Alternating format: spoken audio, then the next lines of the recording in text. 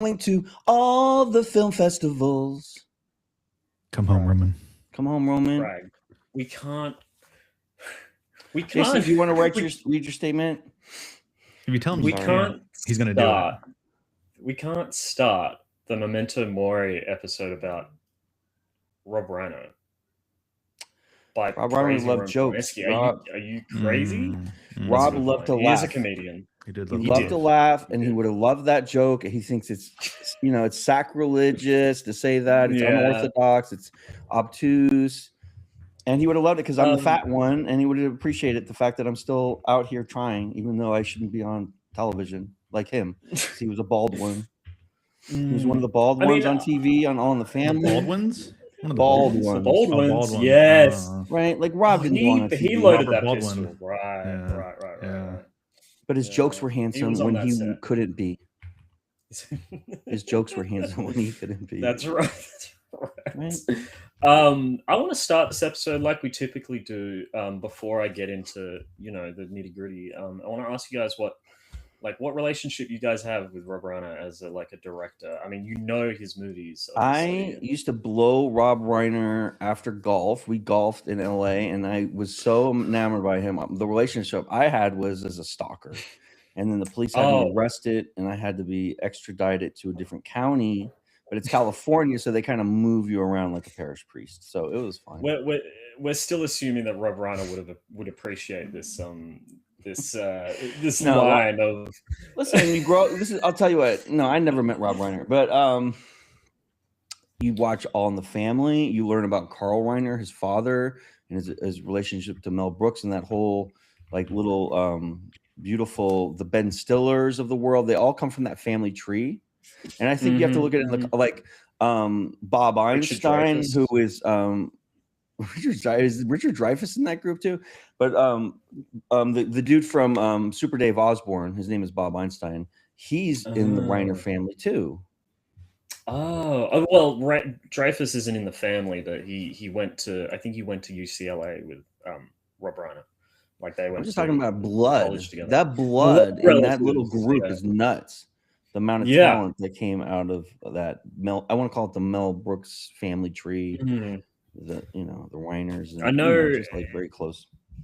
But I know that you're Prague. I know that you're very involved with the Democratic Party, and I'm just wondering what kind of influence that Rob Reiner had over that.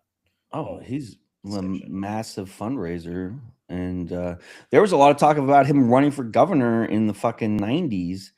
But he's been someone who was always a bundler. A bundler is you host a party, it's your beautiful soiree, and then they come and they collect these big fucking checks. And the reason I've never met Rob Reiner is because that's not the kind of politics I'm interested in. I'm interested in campaign finance reform. And this is the problem.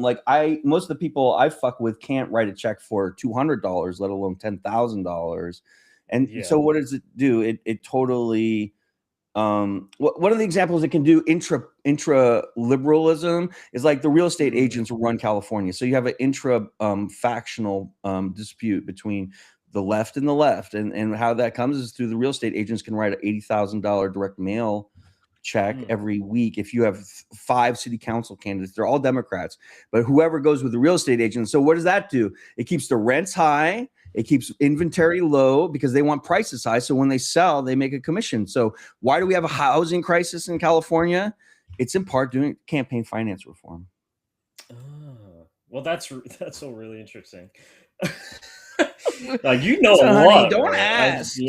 Don't ask. No, I want to hear it. But also, I mean, obviously, Rob Reiner is most famous for his movies. Yes. I know, before you started this podcast, I imagine you didn't really follow directors that much. Am I correct in assuming that?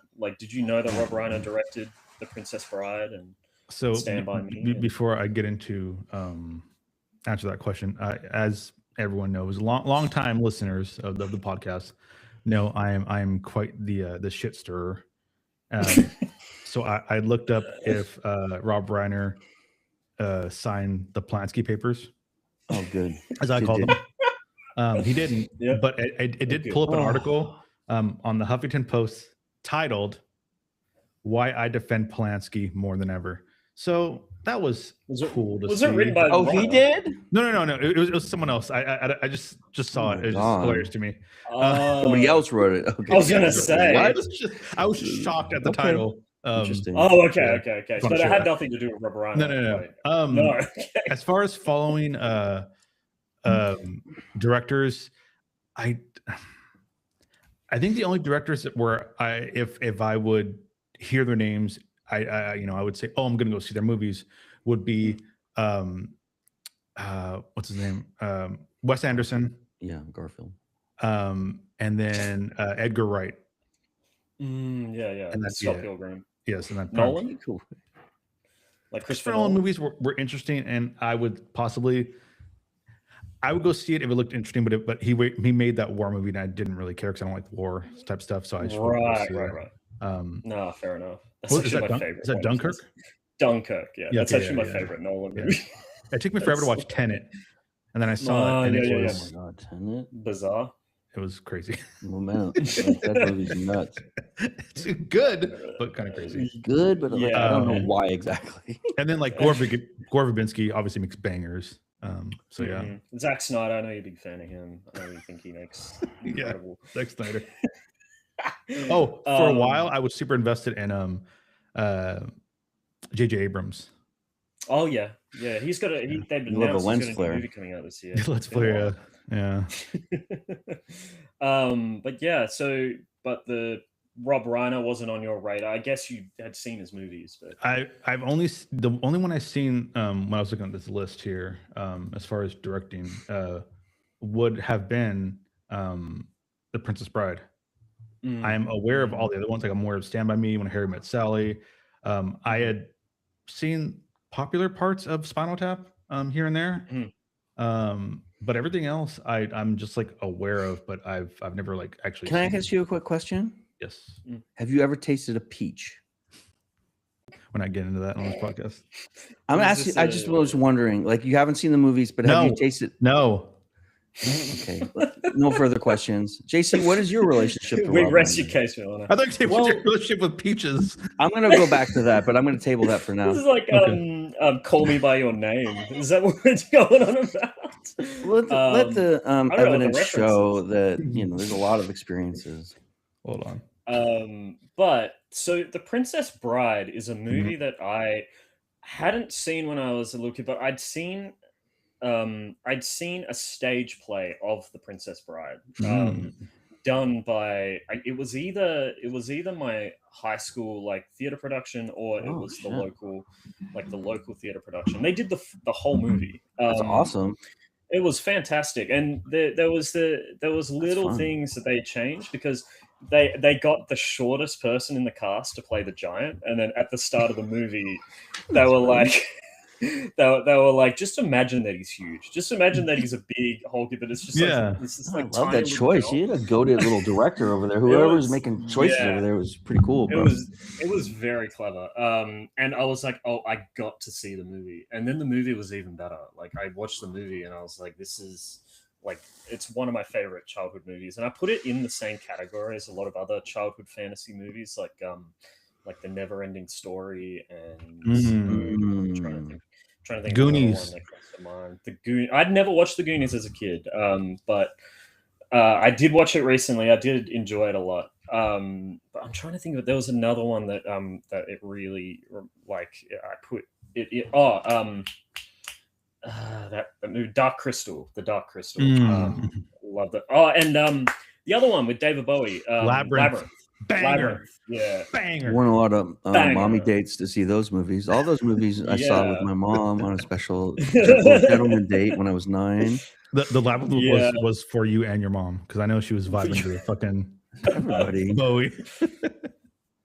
But yeah, so that's that. I mean, it became one of my favorite movies, and I actually hadn't seen any other ones until I saw Misery and Stand By Me a few years ago. Stand By Me especially stood out to me, specifically for River Phoenix's performance, and the performance that Rob Reiner got out of River Phoenix. I think it's probably in the top 3 best child performances of all time. But he basically was a huge chunk of my childhood, was because of The Princess Bride. And I just thought that movie was hilarious. It was just sweet. It was a beautiful love story. I didn't realize Ron Howard, isn't he? Yeah, he has all these bangers. Yeah, and they're all just so workmanlike and like just impeccably directed. I was gonna say, what was I gonna say? I've lost my train of thought. If you guys want to fill in, I feel like those guys that come from the industry, like Ron Howard and Rob Reiner, like their parents and their families all worked in the industry, so they have a real advantage as far as like knowing the right connections and the people and what's bullshit and what's worth investing in, and so they get the most bang out of their budgets and stuff early, right? Yeah, absolutely, man. And I'm trying to think, like Spielberg obviously is like, I think, a huge influence on Rob Reiner. You can see it in like the way he composes shots, and his like his lighting is very, Spielbergian, I feel like. But no, it's all of those directors that come from that 80s era that just have such a just a control over, like a confidence that not a lot of directors had back then. And the reason I wanted to do this episode just because I feel like he filled such a huge hole in like Hollywood history that came out really bad. But we're just gonna ride past it. Just ignore what I said. No, I can't do that, JC. I'm going to talk about it later. There was a gaping hole and he filled it. A gaping hole and he filled it. He again, every time we make a joke like that, I'm going to think about the fact that Rob Reiner. I think about the new world and what you would got have to those appreciated. people is what I think when you say stuff like that. So new world again, right? And this show, I hope we don't have to do this show very often. But I wanted to call it Memento. Well, I would like to, if another. Oh, I thought you meant in general. This is our last show. I thought you meant. No. I meant the Memento Mori episode. I called it Memento Mori because my recent watching of 28 Years Later, which I felt like the ending of that movie encapsulated the whole idea of remembering those who passed and tributing their legacy and everything that they meant to you. I felt like that movie did a really good job of conveying that idea. And I looked up what Memento Mori actually meant, and there's like all of this iconography, like this painting here, which is like, it's all about skulls, and the skulls will last forever, essentially. Like they're probably the one singular image of humanity that will continue on is the human skull. And I love the way that movie used that idea. And I felt like we could do a similar thing here, just by tributing a life that meant a lot to so many. So I hope you guys will indulge me and come on this journey with me. And I hope we don't have to do this often, because I don't want anyone to die. But anyone? Welcome. Well, Roman. But we'll see. It's interesting that for some directors that pass away, you have multi-month events. Like we did multiple viewings, right? But for Rob, you've decided to do all of his movies in one shot. Stuff it in as quick as that's how it means. Much. But that's not like I still think we could probably do, like, if we wanted to, we could do like full episodes on The Princess Bride or A Few Good Men. We won't, will we? Spinal Tap. I can see myself doing it. But doing this movie, but this is more like a discussion of him. No, we have to watch Digimon tomorrow. That's what we have to rush past Rob's legacy to get to. The Fox Kids. We got to get through this mashup. Get to Digimon. Okay. That's the important. That's the important. Sorry, Rob. No. But I'd like to start off just by reading just like where he started. Like I wrote a thing, and I also printed off good. a beautiful obituary done by Matt And this Zola is from Seitz. Grok. Grok did this. He's one of my favorite writers. He writes for the RogerEbert.com. I Roger really think Ebert, he who does fucked Mommy Dearest. That Yes. Robert Ebert, don't say his Enemy of name the here anymore. podcast. We don't fuck with Roger anymore. He used to be my favorite, and now he's my least. But please But continue. we're not talking about Roger. We're talking about. I'll talk whatever the fuck I want. I got a fucking shark behind me, son. He does. Yeah, that's right. That's All right, right. please continue. I'm sorry. Is that rude at the funeral? You can't say cunt at Christmas anymore, and that got me all sad. So I'll read. So I'll kind of switch between the two. I'll read mine and then I'll read his. So Rob Reiner, he was born in 1947 in the Bronx to Carl and Estelle Reiner. They were a couple who wed in 1943 after meeting at a Catskills camp. Carl, his father, quipped once that if she didn't pass on, we'd still be working on it, meaning their marriage, after 65 years, which I think is interesting. His father, Carl, had been an Army Signal Corpsman in World War II before becoming a famed comedian. And his mother, Estelle, was once the first female draftsman at Sperry Rand. Rob grew up as the eldest of three with siblings Lucas and Annie, and he was surrounded by show business, law, and homework schedules. It's not too fanciful to say he learned punchlines in the cradle, thanks to a dad who entertained the troops and a mum who sang jazz. Although Rob rebelled once by painting the family couch bright orange. I mean, like, this guy from the get-go was just, you know, he was a trickster. He was a little rebel. He was a little he was a legend. And if you don't know who I'm moving to Matt's article now. If you don't know who Rob Reiner was, you're living in a world he helped to shape. He leveraged the TV fame he earned in the 1970s playing Mike Meathead Stivic, the son-in-law and main adversary of the motor-mouth bigot Archie Bunker on All in the Family. And he became a filmmaker responsible for some of the most beloved American movies of the 80s and 90s. Have you guys watched All in the Family? Do you? Absolutely. That's a fucking great show. Absolutely. I've seen it. I don't know anything about Archie! it. Listen, what was his parents role? Sounded like their accents were like that. They didn't like say the same shit. But my mom sounded like fucking Edith, and my dad sounded like Archie, and it was fucking crazy. It made me crazy because like we didn't live in New York anymore. We lived where we lived, and my friends would always make fun of me. You know, but, like that's a fine. They were funny. So yeah. But what was his character on All in the Family? He was the husband, the live-in husband of the daughter of Archie, and he was a liberal, and so they were both the liberals, and Archie was obviously the right-wing guy, and so he was like playing himself, sort of like, yeah, in a way, being a foil. I mean, how old was he when he had that show? He must have been very young. Sally Struthers was the daughter. Yeah, he was born in 47, but that show came out in the 70s, so he would have been in his 30s or 20s, 30s, like a mix between the two. It was good. The way they played it was all of the people were flawed, right? It wasn't that the liberal got their shit together or the conservative, and so they could lecture the other person. They were all fucked up. Each one of them was fucked up in a different way, right? And so it was one of the first more authentic type of sitcoms, where it wasn't like Ozzie and Harriet and Leave It to Beaver, and you know it was trying to be very as realistic as possible. You know. So the beloved American movies he made in the 80s and 90s, Stand By Me, The Princess Bride, When Harry Met Sally, Misery, and A Few Good Men.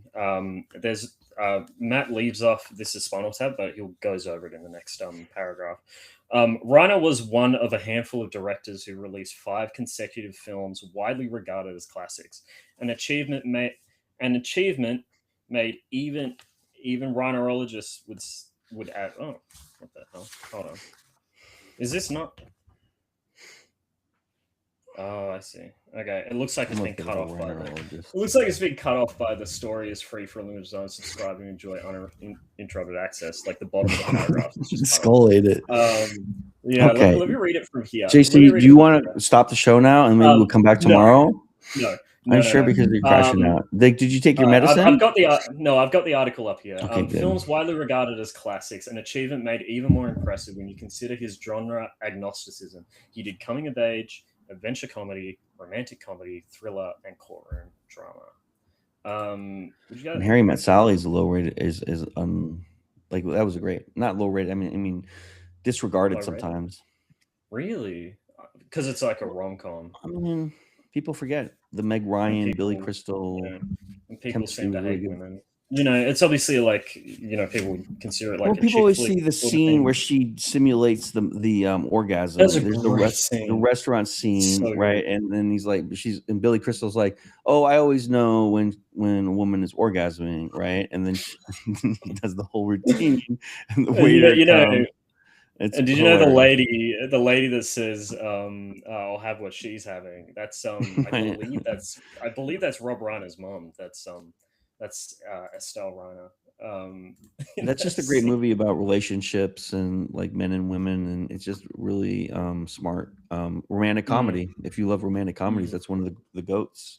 And like Meg Ryan looks so amazing in that too. And Billy Crystal is just so likable. But is The Princess Bride the only movie that stands out for you among those? Like, had you seen When Harry Met Sally, Misery, Few Good Men, Stand By Me? Before that, it was just The Princess Bride. Peaches. Okay. Chocolate. Well, we'll get to The Princess Bride, and then I guess you'll have a lot more to say. But JC, I'll keep going. What do I hate? I love Ram. Every time we have a meeting with other people, like, why does JC hate us? That's true. Like every time, and like they go in a row, and each one says like, "I think he hates me too." Every single one. I'm like, he doesn't hate anybody; he loves everybody. It's so crazy. I don't know. It's just a vibe check. What does Ram think I hate him? No, I love Ram. I don't know. Nambi said the same thing. Yeah.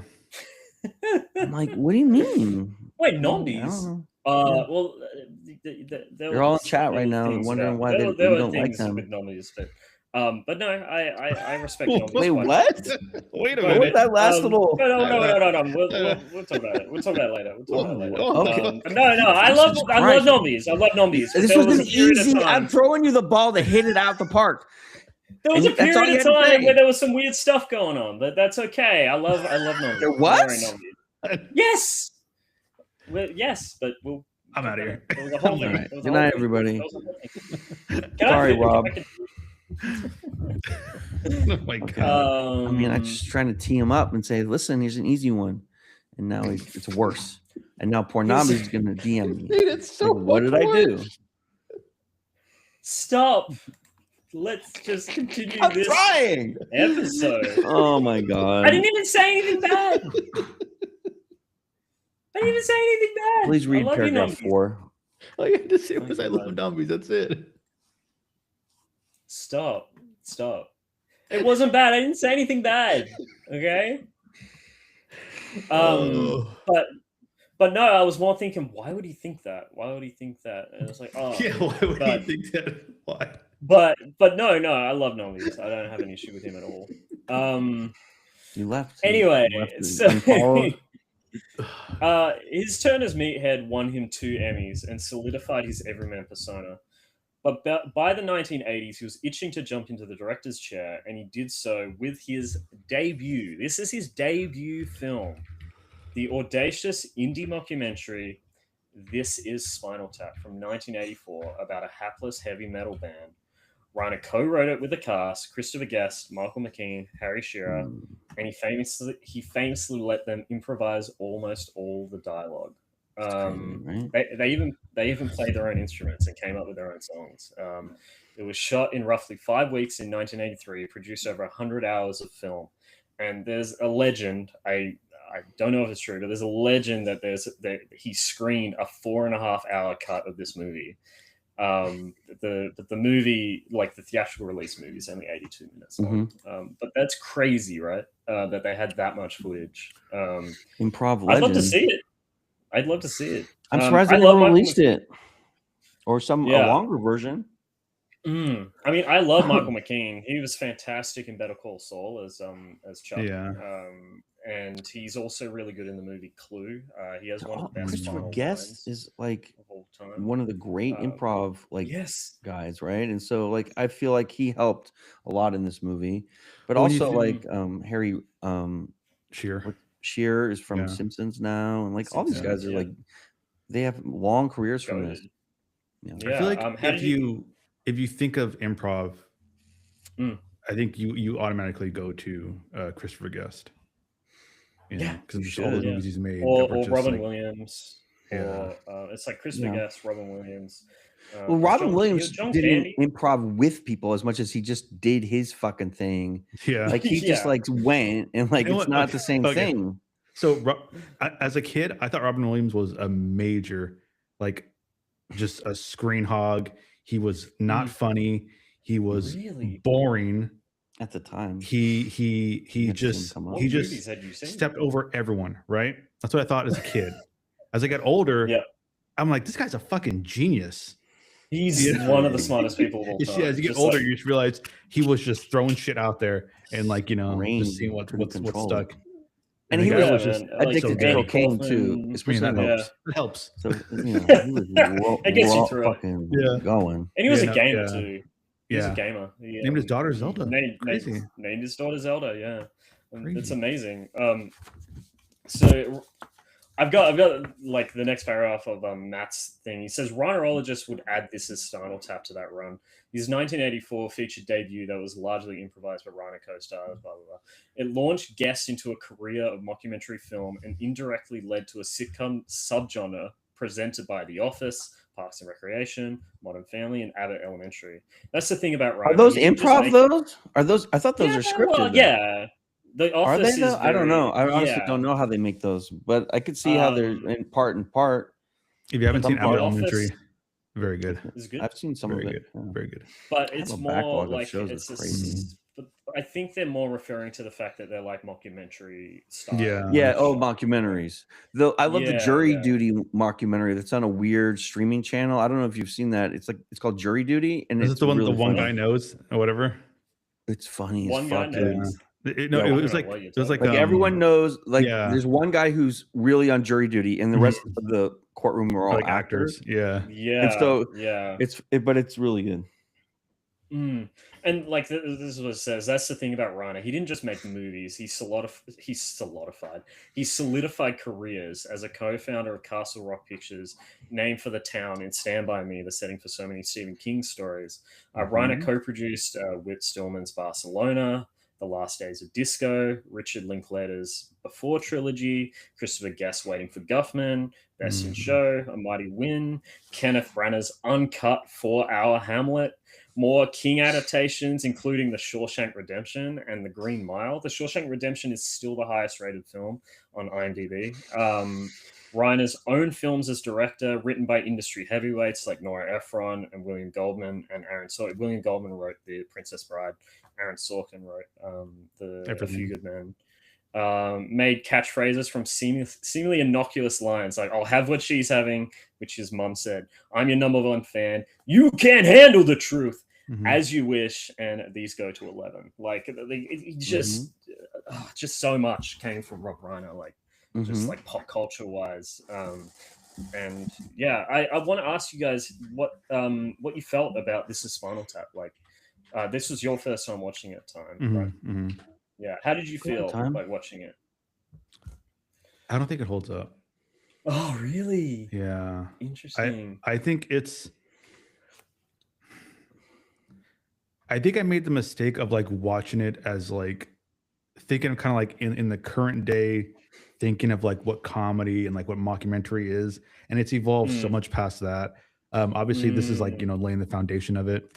So I think I thought of it that way, maybe if I would have been in that headspace, I would have appreciated it more. At the time. It's very funny though. It is very funny. There are a lot of great scenes in it. Yeah, but I didn't think it held up for some reason, but I still enjoyed watching it. Just to know it's all improv.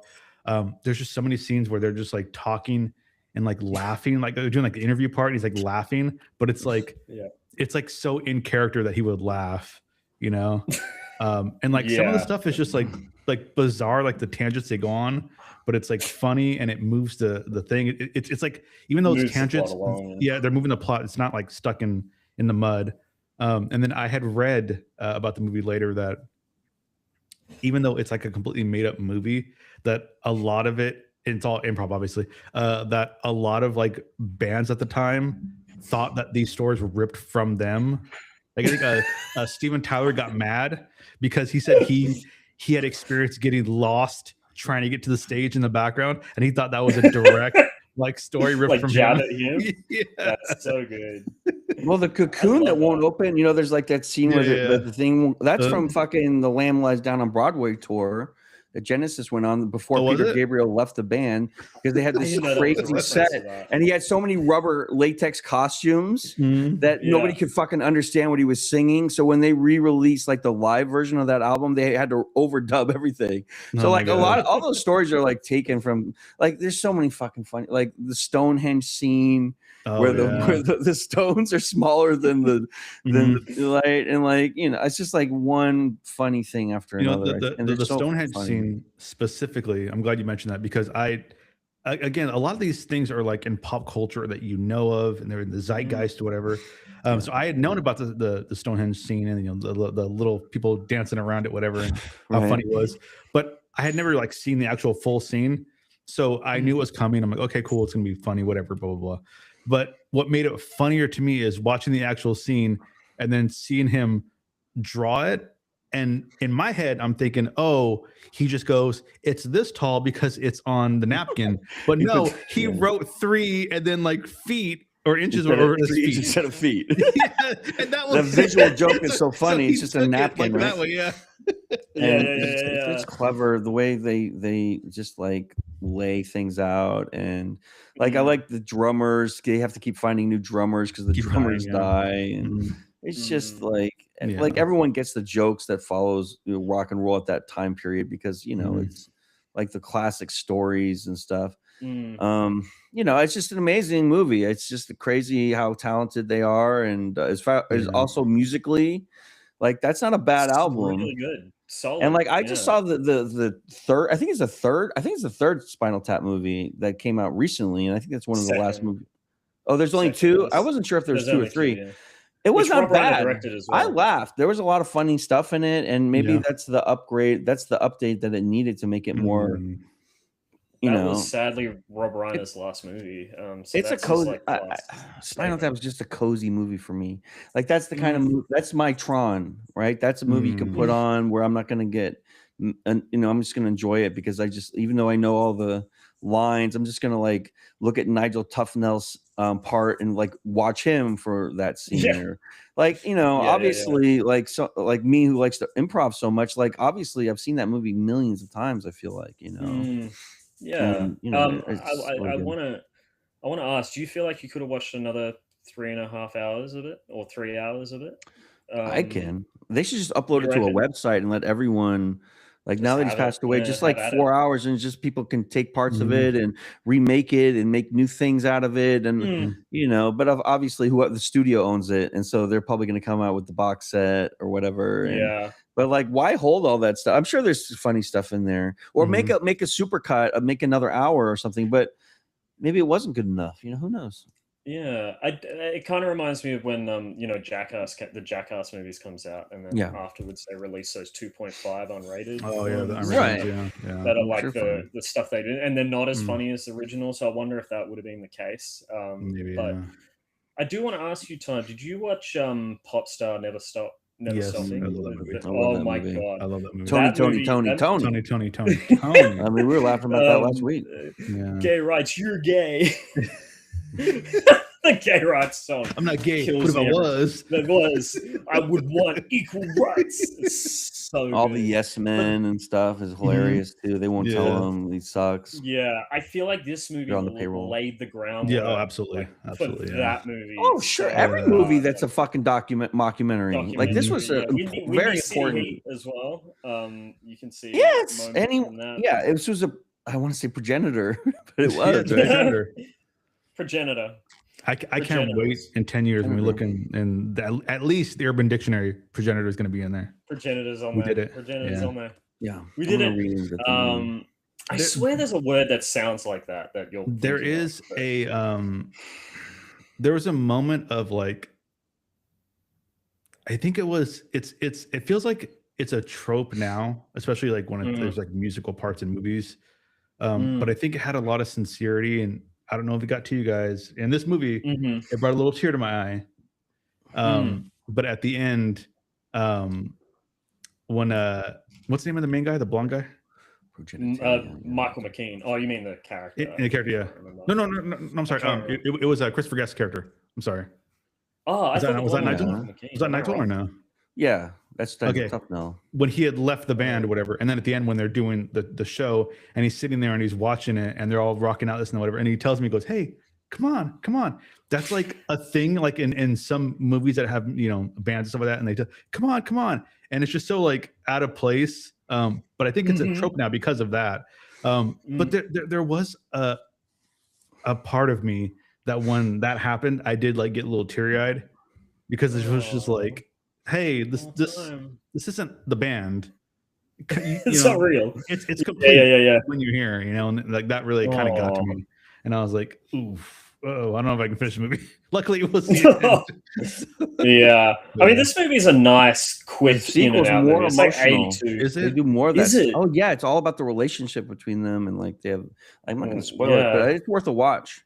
It's the same guy, same actors. Yeah, same cast, and they have like Paul McCartney's in. They have a bunch of other guys come in, and a really cute scene where they write a song. Like they improv a song together with Paul McCartney. Like, which is crazy that you get to sit down and like write with Paul McCartney, Beatles, but they just filmed it. Like they're just singing, they're just like in a circle, and then he comes in and he sits down, and then they have a fucking song, and the song cooks. Yeah, that's crazy. That's great. Nuts, did it feel like? I want to say because like obviously we didn't know that Rob Reiner's life would be cut short the way it was, but he was towards the end of his career. Did it feel like a meditation on that in a way? At all? No. No. No, you felt like he still had gas in the can. Well, because he didn't die of natural causes. JC It was a horrible murder. I know. He had plenty of gas. It wasn't like this is the thing. Like the movie was. Well, go ahead. Rephrase. Go ahead, JC. Yeah, I was going to say because like the recent what's his name, Martin Scorsese's film, The Irishman, like it felt like he was at the start of the film, it felt like he had the gas, the mob movie gas, but then he started meditating on like his own mortality and his own like place in history and kind of how he presented the mob at the end. And that I was wondering if that's what This Is Spinal Tap 2 did as well, or if it was more... No, I think it was just more Spinal Tap, and it's not as good as the first movie because the first movie is the first thing, but it wasn't like, oh God, this fucking sucks, and I'm mad that he made it because now it's not tarnishes. Like I could have very easily not seen This Is Spinal Tap 2 or whatever it's called, like whatever the thing is, because like I would be afraid it would not be good. But it was like gave me warm, fuzzy feelings because I really enjoy the characters and how their relationship with one another. And like that's one of the real things that I try to push when we do improv as a group is to have the motivations and the relationships between the characters exist, even though there's no script, because that's really important for any sort of drama or comedy, right? Like if you don't think that the people are like really are speaking to one another, they're speaking at each other or through each other, or you're speaking to the audience and past the person, then it takes the audience out of it and they don't care about the characters. And they get that right. No, and Christopher Guest is instrumental. And I would say Waiting for Guffman even more so than this movie too. Is very important. The way the relationships work in those. Yeah. A lot of heart. Yeah. This Is Spinal Tap holds many fun, like behind the scenes stories. Like Reiner's cinematographer was initially puzzled by his assurance, like, trust me, it's funny, since the film's humor was so deadpan. Like almost every I love that part of it. Almost every famous gag came together in the editing room after 5 weeks of shooting. Reiner and editor Jim Heinrich spent 9 months piecing it together. The ant that goes to 11 scene, for example, was not scripted, but emerged when Reiner let guitarist David St. Hubbins, or Michael McKean, riff about volume levels. And another legend from set is that to promote their film, they probably did that for 2 hours, and none of it was usable to that one part. And that's why people have to understand that's part. Like, this is the thing. People think that improv is easier and more efficient, and actually it's not, because the scripted stuff has the more of the gold nuggets. Like, the improv is a mining process. You're mining in real time, and then maybe something pops out, right? It's a bit like Marlon Brando at the end of what was the movie, The Apocalypse Now, where he basically was just talking for 2 hours, and they found the most interesting part and put it in the movie. Like, they didn't give him a script at the end. Like, he was just rambling, but they found the best part, to use for the movie, and that's kind of what happened here as well. What was I going to say? So Matt continues on, and he says, like, Reiner's streak ended in 1994 with a movie called North, an arch and disjointed comedy about a boy trying to emancipate himself from his parents. I hated this movie. Hated this movie. Roger Ebert wrote in a pan. Talk about careers. Those 2 lines were so widely quoted that they led to Ebert publishing an anthology, I hated this movie. But not enough said about North. Look at the follow-up. The 1996 political comedy romance, The American President. It was written by... Oh, sorry. And it was written by Sorkin, whose screenwriting career took off when he finally adapted his play A Few Good Men for Reiner. Sorkin said his first draft of The American President was 380 pages, 3 times the length of a typical feature script. So Reiner made him cut all the subplots about the president's star and focus on the 2 main characters, the president and the lobbyist he falls in love with, Annette Bening. Said his first draft of The American President. The deleted material ended up in Sorkin's The West Wing, a favorite of young political staffers and policy wonks who ended up working for President Barack Obama. That's facts. Yeah, literally. I mean, I'd love to talk about A Few Good Men now. Okay. I watched that last night for the first time, and I know Prag, you said you weren't a fan of this movie. Is that correct? It's not that I'm not a fan of it. I've seen it so many times, and like, I know this is the thing, that movie works when you see it the first time because you don't know what's going to happen. And there's I love courtroom dramas. Inherent the Wind is probably my favorite play. Right, that's the Scopes Monkey Trial, Gregory Peck movie, and I've seen that made many times, and I love that. And like, that is a different type of courtroom drama, but like, I feel like once you've seen something so many times, it wears off a little bit, but I still enjoy it. And you have to admire the performances. Jack Nicholson is always amazing. And, Tom Cruise had a big come up in that movie. Like, he was finally considered seriously after that. Hugely, and, it works as a play. It works small. And I love the setting. Like, they did it down in Cuba. They didn't film it there, but that's where it's set. And so the tropical setting of the naval base is interesting, and I couldn't actually it's a great one there because, like, you obviously no, I mean, of course not, but like, they went to the Caribbean or something. Maybe the Golden Banana. I'm not sure. Maybe they did. You never know. What are your thoughts on A Few Good Men, Tom? Have you seen it before? You have. I didn't see it, and I don't watch it. Oh, you didn't watch it? Good night, everybody. That's fair. Okay. I forgot about it until today, and then I took a nap and I fell asleep. Too long. Sorry. It is really good. That's all I've heard. I mean, I've seen like 15-20 minutes of it here and there, like when it was on, because it used to be on TNT or TBS like all the time. It's engrossing. It sucks you in. The story's great. The performance is intense. It's a whodunit. It's everything that Knives Out isn't, as far as a mystery. In fact, that's enjoyable. You need to bring up That's crazy. Literally, Listen, it's no one crazy. agrees with you, Time, except for the other guy we had on the podcast. Time. Like, I wasn't even on that episode. Sorry, not Time. I meant Prague.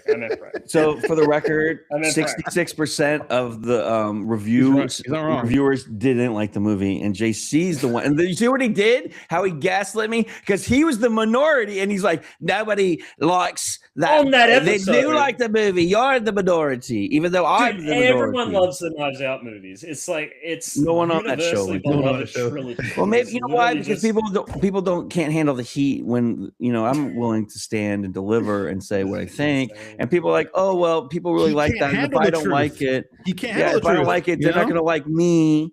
And It's like, so embarrassing because the guy that I originally had set to come on the show absolutely adored that movie, and I had to switch him out because he didn't want to go on for the other guy, and yeah, Isaac, and he hated it. I was like, I couldn't believe it. He was harder on it than I was too, than bro. you were, yeah, I couldn't believe it. But I wrote a review for A Few Good Men, and I'll just read it out because I think it's Please. I gave it 4 stars on Letterboxd, Mhm. and I said, as is always the case with a Sorkin script, his films are always impeccably dramatized and have a natural instinct for captivating dialogue. That is until he throws something among the myths that reveal where he stands on something as black and white immoral as America's continued illegal occupation of Guantanamo Bay. He is very good at gaslighting, and it shows here, and especially in his directorial effort, The Trial of Chicago 7. His treatment of Abby Hoffman in that movie simply disgusts me. But I didn't watch this to grovel about my distaste for Sorkin's politics. This was all about Rob Reiner, who directs this with the confidence of 1,000 filmmakers, including bringing out truly astonishing performances from the entire cast, but especially from Nicholson and Cruise, Jack Nicholson and Tom Cruise. I love the way this movie is lit. The man truly brings a level of class to his cinematography that was absent, and maybe only the extremely small complaint I could possibly have about The Princess Bride is I feel that movie is quite flatly lit and directed, but other than that, it's like fantastic. Yeah. But this film is paced perfectly, it's cut perfectly, and despite Sorkinisms like seeping through, it still manages to engage in a way that not many other filmmakers can. Like, he truly will be missed. And that's how I felt about A Few Good Men. I found it just so captivating. I loved all the characters. It was just like every now and then. About Sorkin, his dialogue is supposed to mirror 40s pace. Like back in the 40s, like the pace was like ba ba ba ba ba ba ba ba ba ba ba ba ba ba, right? Like and so Citizen Kane, essentially, right? And like for a long time, like scripts were really slow and they deliver it like this. And so The West Wing and this movie and stuff, people, because there's a lot of energy to how the language is expressed, right? Which is interesting, right? And so like when you listen to it, there's a podcast from the guys who do the Dollop, I think one of them, and they're like analyzing The West Wing, right? The West Wing. They hate The West Wing. They don't like it, right? But it's interesting when you break down the systems that are in place and like why he was kind of like the J.J. Abrams of his time because he was doing it in a different way, and so he got, as far as like he caught a wind, he caught a sail, right? Because it was he like J.J. had like an look, aesthetics style. It's just like very like. It was like, and like this is the thing, shows about politics and hospitals and the law can be very boring if the pace isn't energized, right? And so he knew how to insert action into process, and that's something that any writer can benefit and just from. Conflict, like his ability to establish conflict and change conflict like constantly throughout a film is just make boring things interesting is the key, right? And I'm not a Sorkin hater. Like Steve Jobs and The Social Network are like 2 of my favorite movies of all time. Like I think they're fantastic. He's really good, but writer. There's just like sometimes like he just has some ideas that I find are very like there's a scene in this movie in A Few Good Men when Demi Moore's character says why she fights for the 2 soldiers, and her reasoning is because they stand on a wall and they protect America from the enemy. Like that's essentially that's the position of the Marines. Yeah, and they have to like have that position to do their job, right? But like that's the thing is the reason why that they were ever under threat from Cuba is because they illegally occupied an area of Cuba. Like they never should have been there in the first place. And the way the movie treats it is like it was a given. Like they needed to be there to defend the country. Well, I think that's the position of that. It was just imperialism. Section. Yeah. I know, and it's obviously the position of Aaron Sorkin. I just don't agree with him, and I find it kind of irritating. Is that something that he said, or was he just trying to communicate through that character? No, I feel like that character felt like it felt like his voice. It felt like when did they get Guantanamo Bay in the Spanish-American War? Is that when they? Yeah, I think so. Yeah, yes, that's right. But again, it was illegal. Like they never should have been there in the first place, and then they just kept it for no reason, just kind of as a haha, we're here. The Don Rowe doctrine, right? Yeah, and then obviously there's the whole thing about the Bay of Pigs and we can go in depth about the missile crisis. There's so much like that I just have problems with the way the movie presented. But I don't know if that's Aaron Sorkin. I don't know what Aaron Sorkin thinks about Manifest Destiny and Monroe Really? Because I haven't looked it up. Here's the thing. Sometimes he's trying to communicate through conservatives too, right? Well, the way that I see it, that she's not a conservative in the movie. She's positioned as like the level-headed. But she's also in the military. She's also a fucking officer who's been in the 80s, from the 80s when everyone was kind of like fucking brainwashed. But it's his play. Like he can make choices, and that's. But maybe that's not the right choice for that character. Like he's speaking through Tom Cruise, but he created that character. But the point of the movie is that they're not really protecting each other, and they're not protecting the country because they're going at each other, and they hurt this young Marine because he didn't want to do. So Sorkin ultimately is making the progressive position. Yeah, but the progressive position that they state in the movie is not a progressive position. Is what I'm saying is that. Like they're the few good men, like that group of people. That's what the movie's named. No, that's an ironic title. It's like not a few good men, but they're really fucking each other over. No. It's ironic because they're the few good. They call themselves a few good men. Right. But the real few good men are the people fighting for these two soldiers. If that makes sense, are the lawyers, are those guys? Which I agree with. That was the right thing to do. Are there a few good men? I think the title is more of like a question, like who's going to step up and be in, like, you know what I'm saying? It's like it's a morality play, right? So here's what I'm saying: is like he decided for that character to say that thing that I disagree with, right? And like I feel like But JC, like, there's villains in movie. Like, the writer of the Batman movie made the Joker say something I don't agree with, so that's what he thinks. Let him finish. Come on, I'm waiting. Your internet cut out. That's why. Oh, I'm sorry. Okay. So she makes that statement, but I feel like it was more in character for that character to say the reason why she's fighting for them is that there were two men who were brought into something that they didn't understand and doing it anyway because like the government told them to, and because they're, and she feels bad for them. But instead she makes it about the fact that they're heroes that defend the country. Like I just don't think that's something she would have said up to that point, like from her characterization. And it feels like it feels like an insert. No, she doesn't say it during the case. She says it outside of it, like to Tom Cruise. But I feel like it's an insert from. I have to watch that scene again and see like the demeanor. But like, I never feel like Sorkin is trying to like it's very clear when you see a conservative bent like ideology movie, right? And I always feel like he is trying to. I'm not saying he's a conservative. Hold on, let me finish. Let you finish. He tries to steel man the other positions. He doesn't straw man them. And then the people, sometimes my friends on the left, of which I am one, get annoyed because he's not straw manning the bad position, because that doesn't serve the play and the story. And that's just what I'm saying. Well, I never felt like it was strong. Like I feel like what her position wasn't like her position wasn't the one that character in that place in the story should have had, if that makes sense. Okay.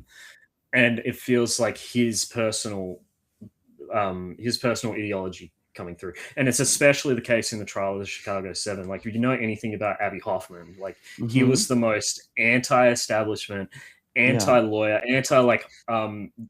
anti-police guy. But then there's a whole scene in the movie where he goes up to him, he's just like, it's okay, it's fine, you guys are just doing your job, it's like, and I'm just like, this is like why are you saying that? Why are you having him I don't know, because were there witnesses who saw that interaction and that's where he got it? I don't know enough about how the development. Written it.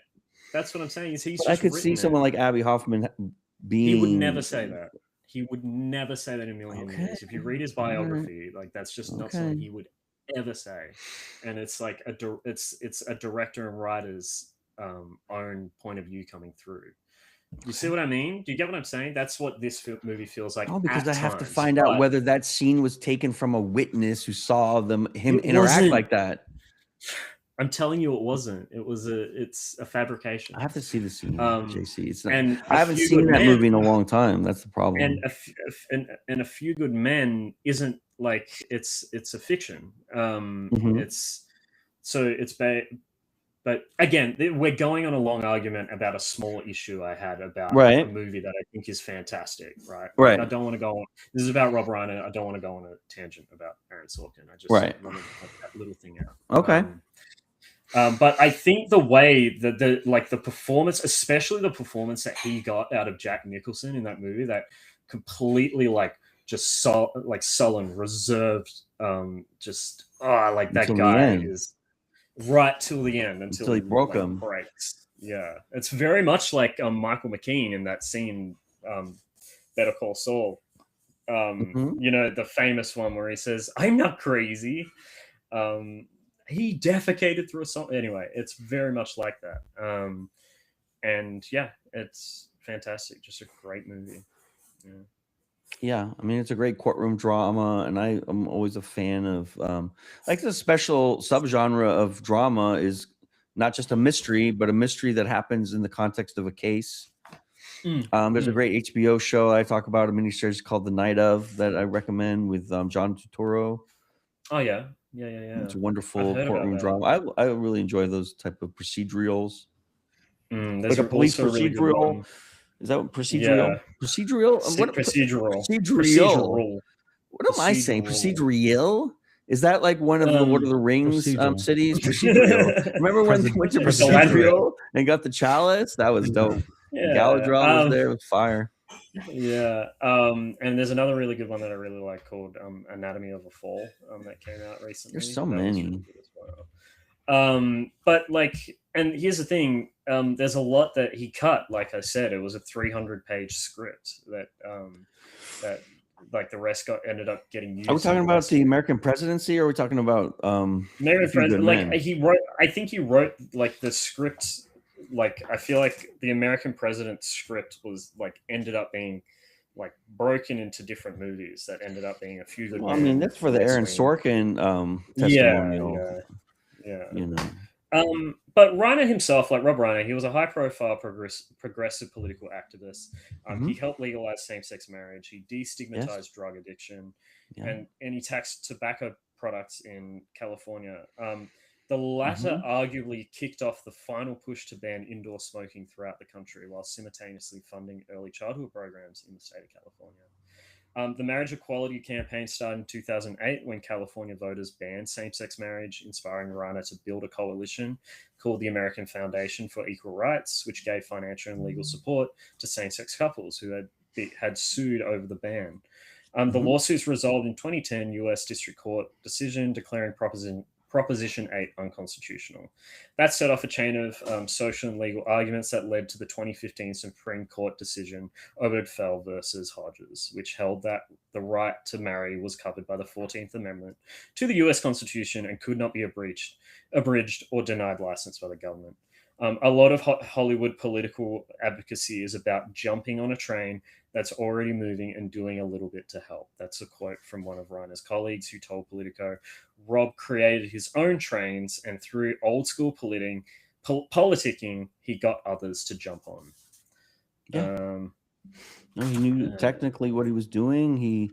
This is the thing. In California, you have access to the ballot for propositions, which are a direct democracy way to get things done very quickly.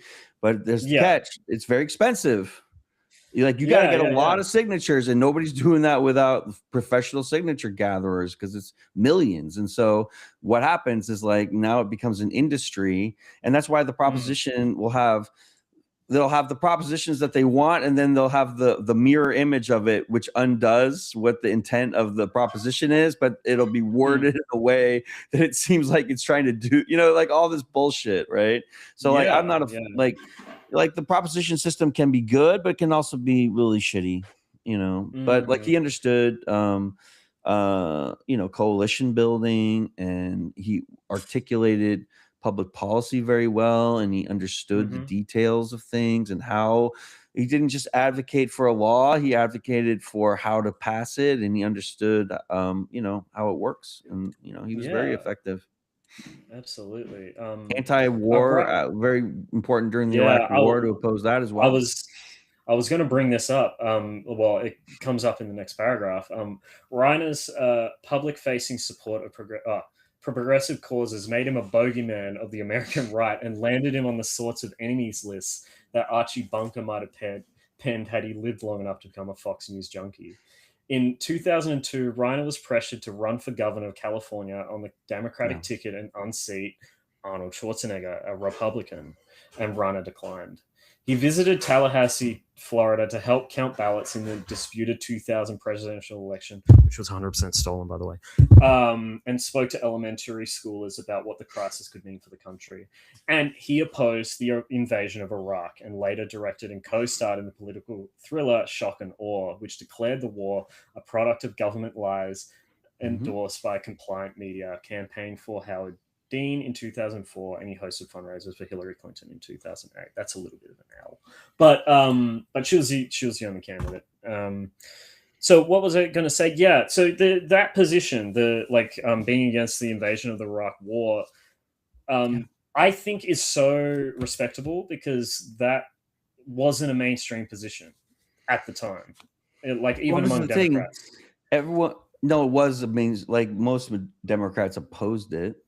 But I thought it was split down the line from memory. Well, this is the thing. Everyone knew there was no WMD because every time they would make an assertion, it would be easily disproved, like the aluminum tubes and the yellow cake from Niger, and then we would just go down the line for each the mobile weapons labs and each one. But this is the thing. In the context of 9/11, people wanted revenge, and they wanted to murder a bunch of people, and that's why they approved it. And they right? did.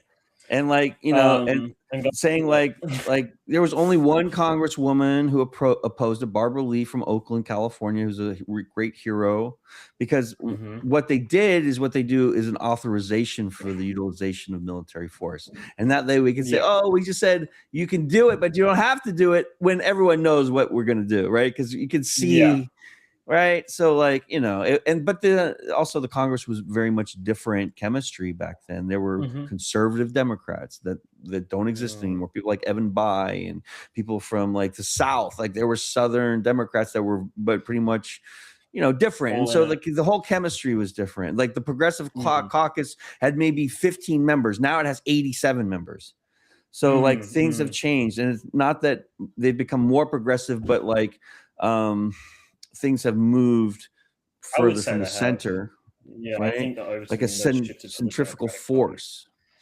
Yeah. In some ways not. The problem is always the money, though. It doesn't matter what our policy option selections are if you cannot get them passed. And with this current finance system, you could be for Medicare for all day and say I'm for it, but then if I ask you, are you for universal public funding of elections so we can get there, and you say no, then I know you're not really for fucking Medicare. Well, I'm for that. So I don't live here, and I'm not. My quarrel is not with you. It's the people who claim they want all these progressive things, but will not admit. But they really want to keep raising money and keeping that shit, right? That's what they really want, and so they can keep talking about Medicare for all and never fix it. And that's where I get pissed off, right? Because I really want to change it. But I've noticed time looks like he's getting bored, so let's move to. Look at him. My man's never had a peach, JC. Do you think I give a fuck? He's never tasted a nectarine. I'm just So- sitting here. I don't care about politics. He's I just, learning. So I'm He's gonna getting get my my life. life. Yeah. He's So living we're his gonna best get life with his into- shirt. I'm fine. I'm fine.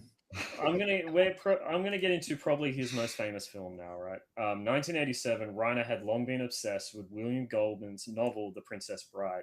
He first read it in his 20s and declared it his favorite book of all time. Fox only greenlit the film after several other directors, Robert Redford, Norman Jewison, John Bourne, I love John Bourne, and Francois Truffaut, among them, failed to mount it. Reiner then assembled a cast of comedy legends and up-and-comers. Behind the scenes, the production was a mix of meticulous planning and serendipity. For example, Andre the Giant, who plays the giant Fezzik, could barely learn lines. Like, Reiner recorded Andre's entire part on tape and told him to rehearse it like a song. Is that MJ? Andre, Who's that? Andre- Who's that noise? Yeah. that's my cat.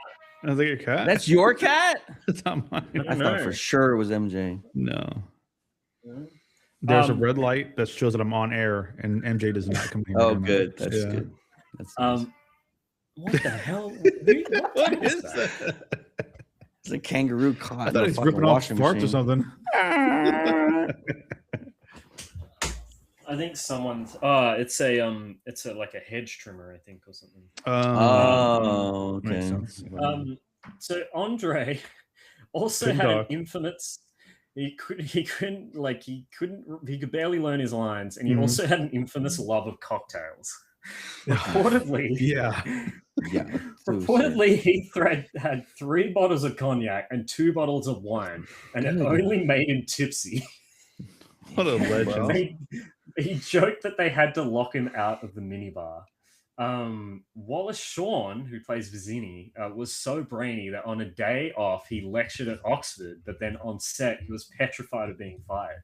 He told Entertainment Weekly he was convinced that Danny DeVito replaced him every time he flubbed a line. William Goldman, who wrote the script, was famously anxious during shooting. On day 1, he could be heard murmuring prayers off camera. And when Robin Wright, who plays Princess Buttercup's character's dress caught on fire in the fire swamp scene, Goldman panicked and screamed, "Oh my God, her dress is on fire," even though he'd scripted it himself. Carrie Ellis, who plays Wesley, absolute legend, even insisted on performing a dangerous stunt, the quicksand plunge, where he dives into the quicksand himself. And after months of fencing practice, he still ended up actually getting knocked out by Mandy Patinkin, who plays Inigo during Patinkin, who plays Inigo during their duel. Reiner kept that take and editing it in so you see Ellis go limp and carry on. All of these quirks contribute, I feel like, to why The Princess Bride feels so alive on screen. It's just like a bunch of mishaps, and just, it's kind of like this is Spinal Tap in a way, but it was obviously scripted. But it's interesting. Yeah, He uses different actors every time too. Like a lot of directors, like they'll go back and to use the same ones. Right? He's always got different people, which is interesting. Billy Crystal's in all his movies. Christopher Guest seems to be.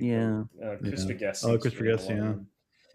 A lot of them, I love that he's like a big improv actor, but then in The Princess Bride, he's like the most stone cold guy ever in that movie, which is, I think, really interesting.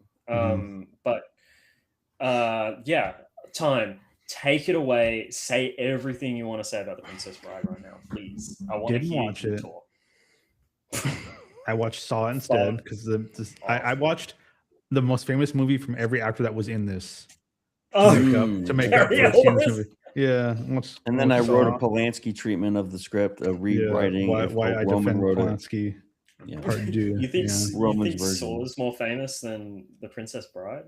Would you? Well, I wasn't gonna watch this movie. I have to watch the next. It's close. The next most yeah, famous. yeah. Right. No, I saw this when I was a young time, when I was a little time. I'm gonna take you on a date. Baby time. No, I think I sat in front of the TV and watched it. You never dated your mom. That's Never did. No, I did on shows. Damn. But yeah, I enjoyed this movie as a young man. I thought it was very, very fun to watch. And I had seen it a couple times since then, but not. I probably haven't seen it like in 10, 15 years. So watching it again, I was telling Flame, she's like, "Oh, I don't think I've ever seen it." Or like I didn't. She said she didn't see it or she didn't like it, whatever. And I go, "This movie's crazy. It's a banger. What are you talking about?" And then I sat down, I pushed play, and I'm like, "Oh my god, what if it's bad? What if it's all nostalgia?" I'm screw myself. And it's great. Yes, it's the thing charming. It's very charming. Yeah. The thing that you don't understand as a little baby, is how things move and how things are structured in movies, and you experience them now. This is probably one of the few movies that I know where the tempo and the pacing is perfect. Everything has a purpose. Everything moves. The story moves exactly as it should. The dad or the grandpa is telling a story, and he's telling a story like he would tell a kid, and it feels like he's telling a story. Like you're going along the journey with him. Like you're that Savage kid. Is it Fred Savage? Yeah, Fred Savage. Yeah. You feel like you're him listening to your grandpa tell the story. And it was, it's really good. What, JC? What do you want?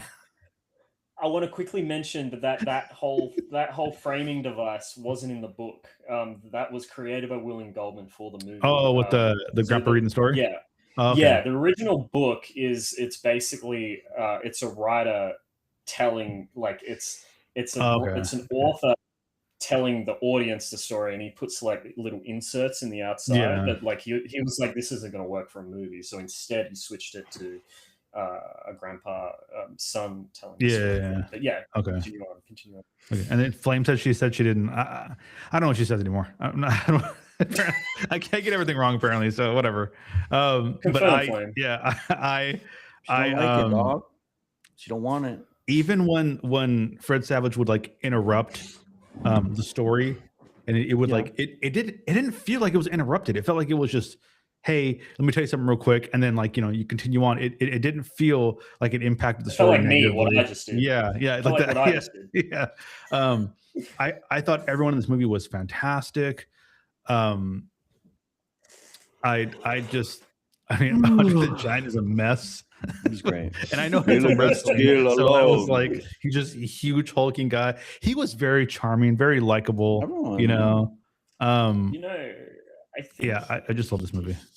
He passed away before the movie was released. Am I right? Did he? Really? I don't think so. I feel like I read that.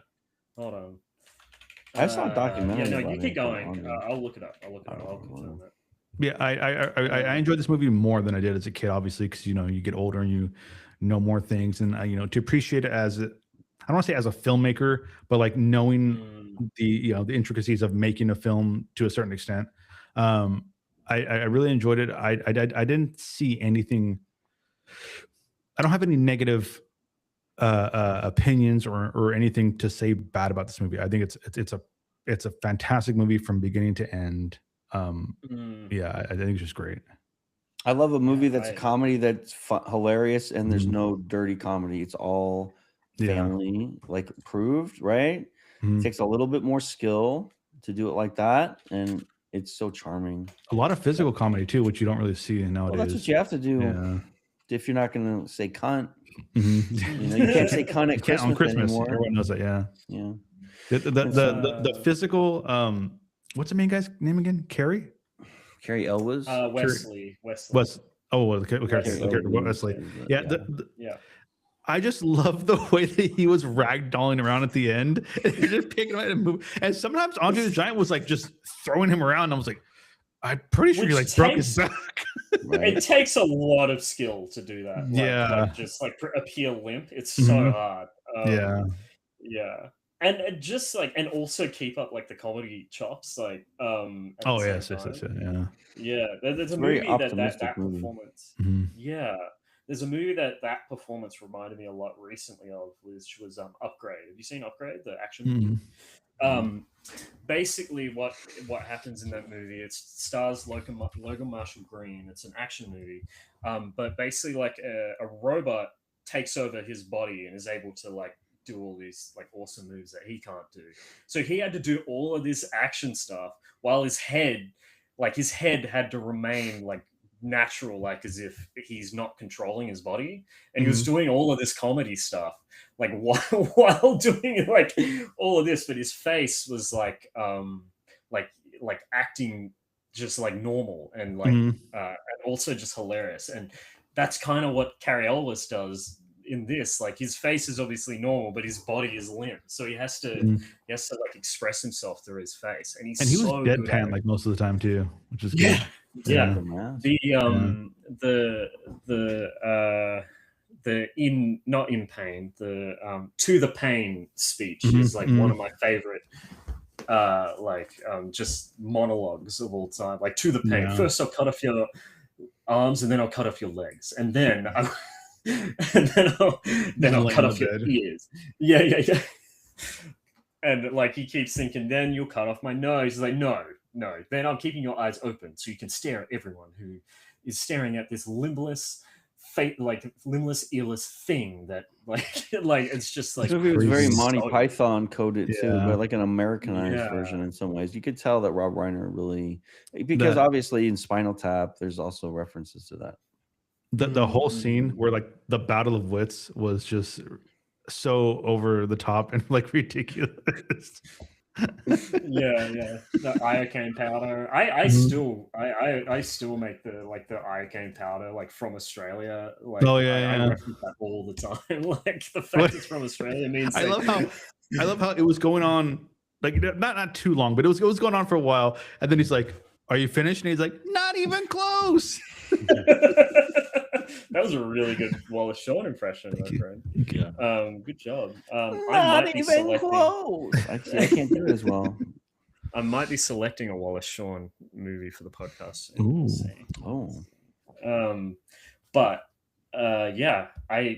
There's nothing bad about this movie. The only thing I would say is like it's a little stagey. It's a little bit I think it's a storybook, so it like opens up like that. It's like a very flat background. I don't know, maybe that's just me. Yeah, but I find the colors like quite washed out. I feel like it could have been a little more colorful, like for a storybook. But I do, and I love the guy in the pit, who is like the pit of despair. You're gonna be fine, mate. He's just like some British guy. It's like it's so good. It's so well done. The torture scene is interesting in that movie because it's kind of like not family horrific. At some point. It's kind of fucking scary, right? And it's interesting. And then Rob Reiner, he can do everything. He ends up making Misery, which is a horrifying movie, just terrifying.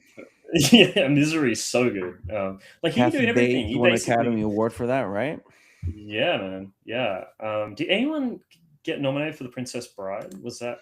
I don't think so. I think that was too like family movies really didn't get nominated back then. Also, I confirmed that Eric Andre is an interesting choice for the sequel. Andre the Giant. Andre 3000. Queen Bride instead of Princess Bride. Did see the film. And he was a big fan of the film. He got an advance copy of the movie, but did he die before it came out? No, it came out on time. Okay. He considered it one of the best experiences of his life, which is so good. And there was a really good quote on the Wikipedia article. I'll find it. Let me find it.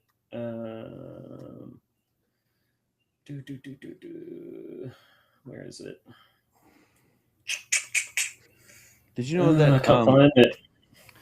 Andre 3000, Andre Benjamin, plays the flute now exclusively. He knows how to play the flute. He just plays the flute and he released an album. I know. Recently. I don't think he knows how to play the flute though. And then he walks around you'll see him in like Colorado, like at the mall playing the flute, and like people see him and they're like, "Aren't you like a famous outcast?" And he's like, "Yep, I play the flute now." That's cool. He's following his passion. He's trying to get good. Good for him. Yeah. Maybe the third album is better. I don't know. Andre was hesitant to take the part on the account of the fact that the film's dialogue was in English, but while he was French, and because he was a professional wrestler, not an actor. He cut promos in English. What is he talking about? For his part, Andre found his participation was a gratifying experience, considering that no one stared at him on set during production as a kind of freak, but instead simply treated him as a fellow member of the cast, which I think is lovely. And I love that scene where he's pretending to be the Dread Pirate Roberts. He's like, I am the Dread Pirate in the cloak. He looks so silly. It's so cute. I love that. Also, I didn't realize I'd been me and my dad have been watching Columbo for that's weird. Your Peter Falk obsession. I had no idea that the grandpa was Peter Falk. Idea. You had no idea. You've been watching Columbo for months. Columbo is the most impression, the easiest. Everyone knows who Columbo. What are you talking about? I didn't know that Peter Falk was in The Princess Bride. I had no idea. That grandpa character that I loved as a kid was the same guy that I've been falling in love with again in another show. That was just a huge moment. Your love is a lie, JC, because if you loved him, you would have recognized him. Twice. The people I love, I recognize. Have you ever wanted to fall in love with someone a second time? That's what every day. I fell in love with every morning. I love you, Peter Falk. Mate, God. I don't fucking love Peter. How do you see him that beautiful man come on the stage and you don't recognize him in a beautiful film, a role that this ancient king presents, a family movie, and then you don't see him? No, I saw him when I watched it this time, right? I didn't know that his name was Peter Falk when I watched it. You didn't. We were not aware of Peter Falk at the time. Yeah. And then I was aware of him in Columbo, and then I watched this film. I was like, oh my God, it's Peter Falk. I had no idea that guy that was Columbo, this whole time. That's a good shout out by Peep. There is a podcast that goes over the Columbo show, and it's called the Columbros. Oh my God, we should do a mashup. What if three grandmas and the Columbros got together and we did a fucking Peter Falk retrospective? See, I wish we had opportunities like that. Also, there's this thing. There's this thing. We're going viral. That's I true. don't know what it's called. This term or this way of making names. But when I was a teenager and I wanted to think of Halloween costumes. I didn't want to go as one thing. I wanted to go as a combination of two things, but they had to be two existing things to where you can mash up the names and it makes one name. You know what I'm talking about? Sure. I don't know what it's called though. I know what you're talking about, but I can't remember the name. No. It's not an anagram, no. I know. Yeah. Okay. Anyways, that. I just come up with a bunch of them, and they were all funny to me. But so not funny for everyone else. No, for anyone else. They're very funny. Funny to you. But Peep just mentioned a good one. Eric Andre and Andre 3000. It'd be Eric Andre 2000. 3000. I love that. Eric Andre 3000, the giant. It's a triple, Fred. You can be a thruple. No, because the 3000 splits it. The 3000 splits it. Yeah, I know what it's called. Memento. Well. Yeah. Oh, Nombies is in chat. Hi, Nombies. I love you. You're the best. And then Nombies wants to know what he did that was weird because he's self-aware now. He didn't do anything weird. Okay? See that, Nombies? He misspoke. He just had to misspoke. He's had a tough time with a lot of stuff today. He was trying to read the thing before and he was struggling. I put a lot of effort into this episode. So I know. I know. You did a great job. Okay, so it's not a Memento. It's not that. Okay. It's different. And not an anagram, not a. No. Yeah, I know what you're talking about. We could easily Google it, but we won't. That's the crazy part. I tried to Google it. I was trying to Google it. I'm not going to find anything. That's Sunny. She knows. So yeah, I mean, obviously we all love the Princess Bride. Obviously he's made other great films. Like I said, Stand By Me is incredible. I think River Phoenix is an impeccable actor in that film, just one of the best child actors ever, and it's sad that his career was cut short, but at least his brother is continuing his legacy. And obviously I mentioned Misery as well. Misery is incredible. It showed that he has way more in his arsenal. He can do horror too. just such a talent, man. Thriller. That's almost like a Hitchcock movie, because there's a lot of scenes where he's got to escape. It's about a writer.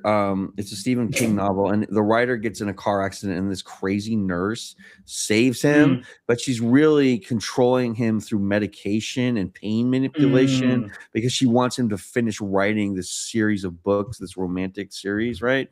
And then if you read I read the book, and like in the book, they have the storyline of the book he's writing in the book too. So like Stephen King's writing 2 books at the same time.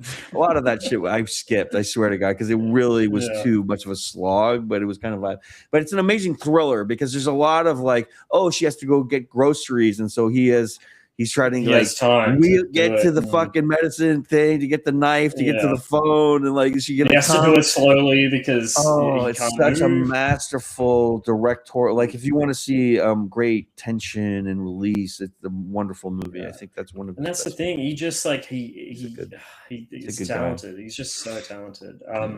So Rob Reiner was known as a force for good, and that's at the root of the extraordinary outpouring of grief following news that the actor and filmmaker had been stabbed to death, along with his second wife and creative partner, Michelle Singer Reiner, in their Los Angeles home. The LAPD. Yes. PT. That's a great game. The police terrorists. The LAPD confirmed that the couple's son, Nick Reiner, who struggled with drug addiction throughout his adult life and wrote a movie about his experiences, 2015's Being Charlie, that his father directed, was booked for the murders. I didn't know. That would have been chilling to watch, right? Because like to find out this ending. Yeah. The tragedy occurred 3 days after the Reiners co-hosted a Democratic Party fundraiser headlined by Illinois Governor J.B. Pritzker, love him, and Conan O'Brien, love him. And 1 day after the family attended a holiday party at O'Brien's house. Nick Reiner was a guest there, and witnesses told the New York Times that Rob and Nick had a heated argument with the father, warning his son that his behavior was inappropriate. Then came an everyday horror that occurs in households across countries and cultures. Its savagery was all the more disturbing, knowing what a compassionate, effective man Rob Reiner was in life and work. The deeper you dig into his life story, the more influence is revealed.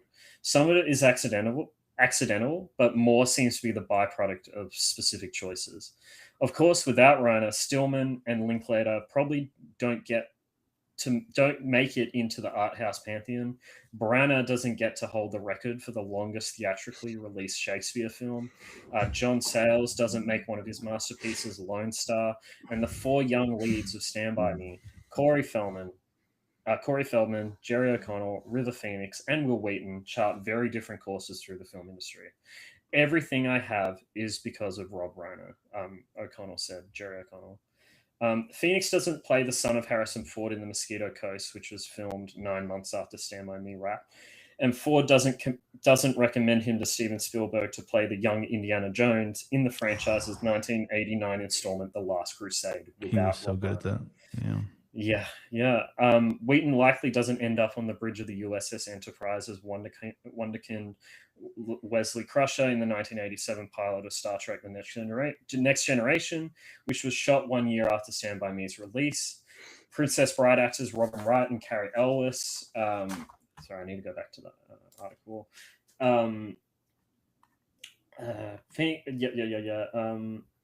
Blah, blah, blah, blah, blah. Robin Wright and Carrie Elwes don't get briefly vaulted onto the A-list, laying the foundation for decades of steady employment, nor does Kathy Bates, a barely known theatre and film actress, win an Oscar for playing Annie Wilkes in Misery. Mandy Paddington, Willis Shawn. It's not Mandy Paddington. Mandy Patinkin. Say Patinkin. It's not Pachinko. It's not Mandy Pachinko. It's Patinkin. Patinkin. Say Patinkin. Is it Patinkin? Patinkin.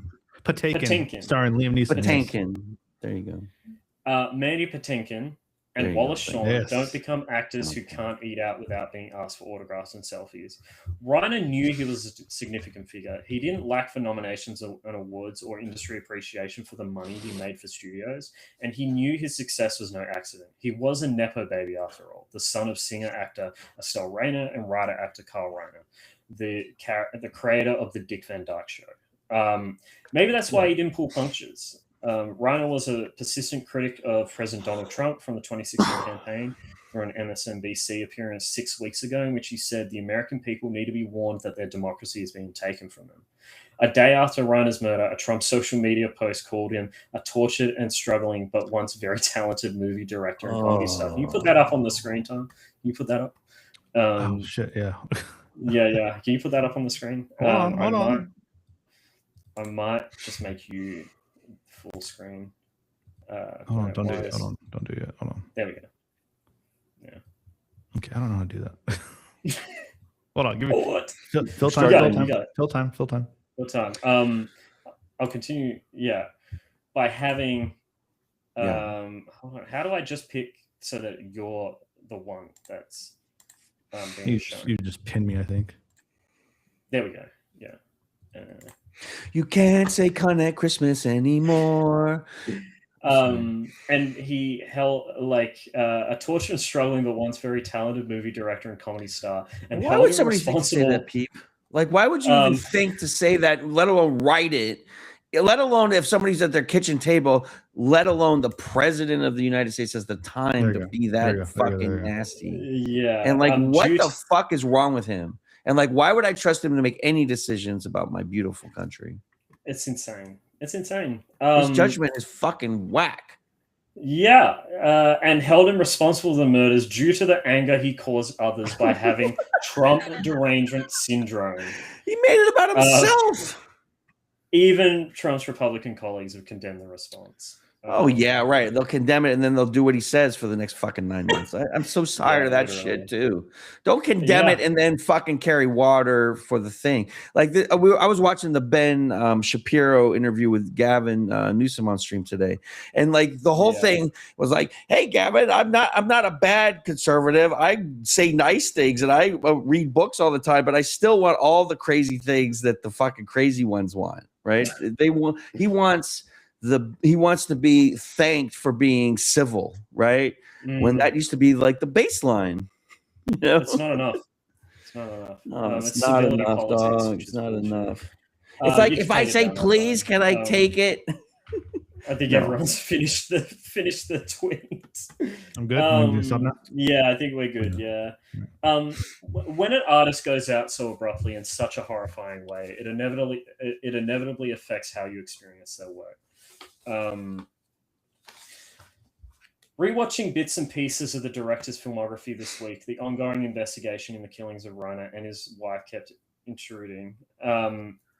At the end of Stand By Me, Reiner shows Chris walking away from Gordy in a long shot while narration by the adult Gordy Richard Dreyfuss tells us that Chris escaped his abusive household, left Castle Rock, and even managed to go to college. But Chris died intervening in a confrontation between two gunmen at a gas station, one unarmed, the other with a knife. He was stabbed in the throat, Gordy says. He died almost instantly. Reiner doesn't flash forward to the murder or the funeral. He holds on Chris walking away, then dissolves to the same shot without Chris in it. Chris's exit became even more affecting 7 years after Stand By Me's release, when Phoenix died of an overdose. It's such an original and a powerful way to show a sudden death that John Singleton borrowed it for Doughboy's demise in Boys in the Hood. Singleton died of a stroke in 2019 when he was just 51. The scene now carries so many unintentional associations. I thought it would buckle under the weight of life. Watching again, this is Matt talking now. Watching again, I thought of Chris and Gordy and Doughboy, Phoenix and Singleton, and now Rob and Michelle. And yet, for all the unwanted thoughts that compete with King's fiction, the scene is what it always had been. One of the great moments in American cinema, one where past and present, youth and maturity, life and death merge within the snow globe of art. Love has teeth, Gordy says. They bite. The wounds never close. And I think that's where I'm going to leave my kind of readout of his life. I think Matt said it best. Shout out to Matt Zola Sites. He's such a good writer. But yeah, I'm feeling emotional now. How are you guys feeling? Are you guys feeling okay? All right. Good. It's a tragedy. Yeah. Of course, it's a terrifying way to die, to be stabbed to death. It doesn't go half fast. And then the fact that this wife got stabbed to death too, and so one of them had to watch the other one get stabbed to death is crazy. and like I don't know what the fuck happened, but It's just like that's horrifying. nuts. That's like everyone's worst fucking horror story that you could have. Your own child, right? That's nuts. Yeah. And I think what I'm going to do is I'm going to put together like a montage of his movies, and I'm going to put that on the YouTube instead of doing one of the segments. I'm just going to put together like a montage of his Clips? work and clips and set to the Memento Mori music, Remember by Young Fathers. I think that'll be a good send off. At least you don't want to use Stand By Me? For us. No, because this show's called Memento Mori, so I'm going to use the music from that. Okay. Yeah. I hope you guys enjoyed this or had fun talking about. That's so fun. How do you feel, Tom? Good. Yeah, you good? Yeah. Good. I mean, join us tomorrow. I think we should hear Trump's side of the story, but whatever. You just want to. I would love to hear what the fuck his side. Let's get him on the. No. I apologize. It's all about Rob. I apologize. Now, are they going to let Trump speak at his funeral, or do you think no, JC? Did they have the funeral already, or no? Would they allow him to have the eulogy? I don't know. I'm sure they have. Yeah, because you're a Jew, you have to be buried within 2 weeks. That's the law of Jew rules. That's the whole thing. Yeah. I'm not going to say Jew rules. I don't even feel comfortable saying Jew. He would have loved that because that's the correct term. He would have loved Jew rules. He would have he would have loved it. Jules. He was a mensch. Rob Reiner was a mensch. Everyone I know and anyone who ever talked about him in this little world always said he was serious about like the issues. He cared of his shit, and he really knew how to get shit done, and he was very smart, and like he would use it as a strength that people thought of him as meathead, quote unquote, or thought he was goofy or silly because nobody took him seriously, and that's why he could do so much fucking crazy kung fu, because he underestimated is always the strongest position. And join us tomorrow. We're reviewing a childhood movie of mine, which I won't name because it'll ruin the vibe. But I'm looking forward to that too. I'm sure Rob Reiner was a big fan of it too. So he loved Digimon. He loved Digimon. It's Digimon. But you know what? You know what's really interesting is like at the end of every episode, we always go out with a salute. And wait, can I ask you a quick question before we exit? Oh, JC? Yeah. Did you watch Time Bandits? No, I didn't watch Time Bandits. Have you seen it ever? No, I hadn't seen it. Okay, well, I knew I wasn't going to be on the episode a week before. Well, I just might enjoy it. That's all I'm saying. No, I will watch it. I was just wondering what your take was on it because I let the record show. Prag and I have still have in the chamber because we've watched it. Amelia Perez. Oh yeah, I'm gonna watch it. You still watch? You didn't watch that one? Please, then I have to review it again. Yeah. Forget it. You never have to watch that. That you don't want to watch that review because I'm gonna fucking shit on it. I'm looking forward. I'm probably going crazy to as well. And the fact, So this is exactly how A Few Good Men ended, like this, with a salute. That's how the movie ends. That's not how you guys salute. You guys have to have this angle, and it has to be near your eyebrow. Like this is the angle, right? And it has to be sharp. Angle. I'm doing more. Fold the thumb. It wasn't him. It was him and Are we out yet? You're not supposed to hold your salute. I don't know. Bye. Yeah, he's the one that presses it.